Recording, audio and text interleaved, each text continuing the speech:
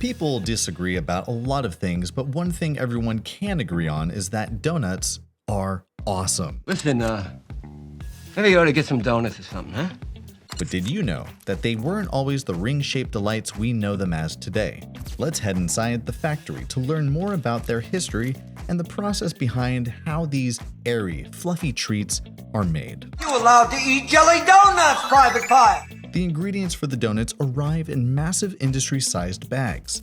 They are delivered regularly to factory stores or central production plants. The dry mixtures, which usually contain flour, sugar, milk powder, and stabilizers, is poured into a giant mixing bowl large enough to handle hundreds of donuts worth of dough at once. Once the bowl is set, workers add the correct amount of wet ingredients, which often include water, eggs, or shortening. One of the most important steps is preparing the yeast slurry. Yeast is live, so the slurry has to be mixed separately in warm water at just the right temperature. If the water's too hot, the yeast dies. If too cold, it stays dormant.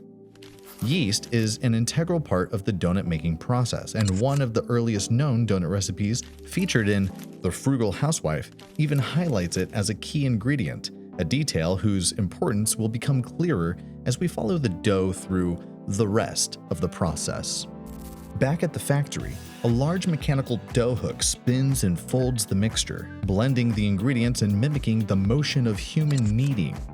As it pulls and stretches, the gluten proteins in the flour align and link together, forming long elastic fibers that will later help the yeast do its job.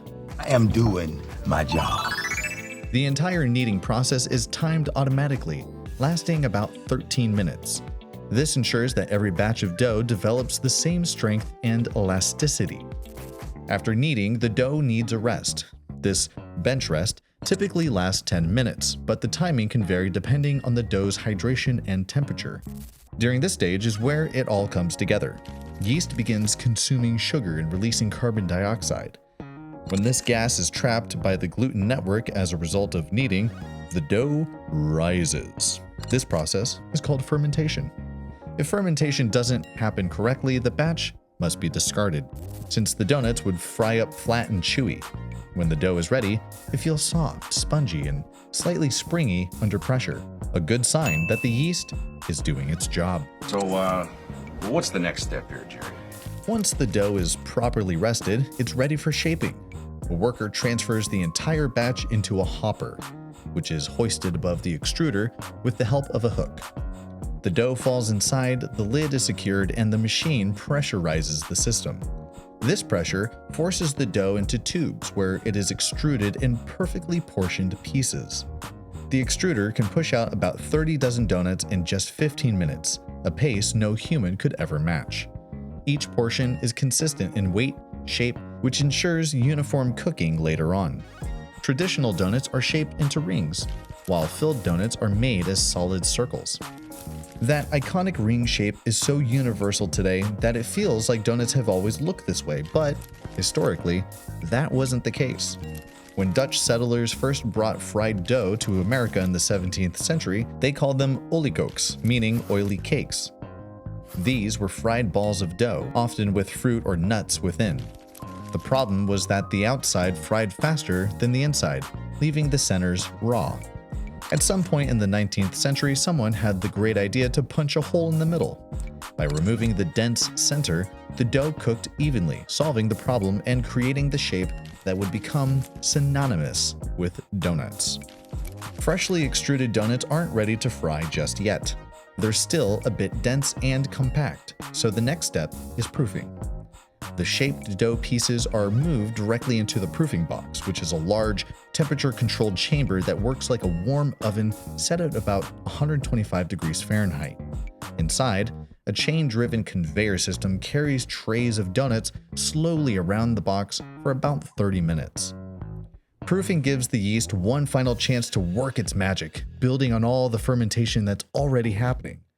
The warm, humid environment lets the dough expand fully, making the donuts light and airy and perfectly puffed. After about 30 minutes, they come out visibly bigger and ready for frying, a clear sign that all of that yeast activity paid off. Next comes the step that gives donuts their golden brown color and rich flavor: frying. You might wonder, what happens if the donuts absorb too much oil? Well, to prevent exactly this from happening, frying temperature is usually maintained at around 375 degrees Fahrenheit, and the time is carefully controlled.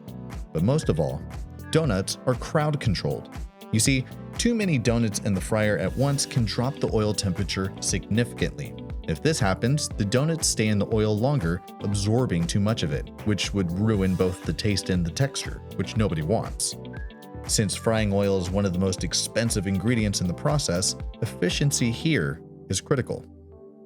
As the donuts float in the hot oil, a flipping mechanism automatically turns them over.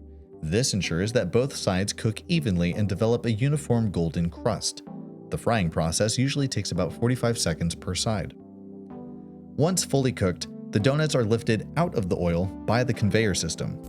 Directly beneath the fryer sits the electric box, the machine's control center, which regulates timing, temperature, and conveyor speed. The fried donuts then move into a cooling area. This brief resting time is important because if they're still too hot when they reach the glazing station, well, the glaze won't adhere properly. And again, nobody wants that to happen, right? no donut is complete without its finishing touch. That freshly fried donut travels along the conveyor belt and passes over a glaze tank. This tank contains the sugary coating continuously circulated by a hose pump to create a flowing glaze waterfall. As the donuts pass underneath it, they're coated evenly from top to bottom. The glaze must flow smoothly without interruption, since any gaps would leave bare spots, and excess glaze simply drips back into the tank to be reused again, minimizing waste. As the donuts continue along the line, any glaze buildup on the conveyor bars is cleaned automatically. At the end of the conveyor, the system dips into a water tank to wash off hardened sugar, keeping the machinery clean and the flow consistent. For customers, the highlight comes at the retail curve, the section where donuts are the freshest. Straight from the fryer and glaze waterfall, this is where we're at the peak taste and texture. Anyone lucky enough to grab one here gets a donut at its very best. The remaining donuts continue onto a slow-moving cooling tunnel where they travel just long enough for the glaze to fully harden. This is crucial for packaging since warm donuts would then stick together and would ruin their finish.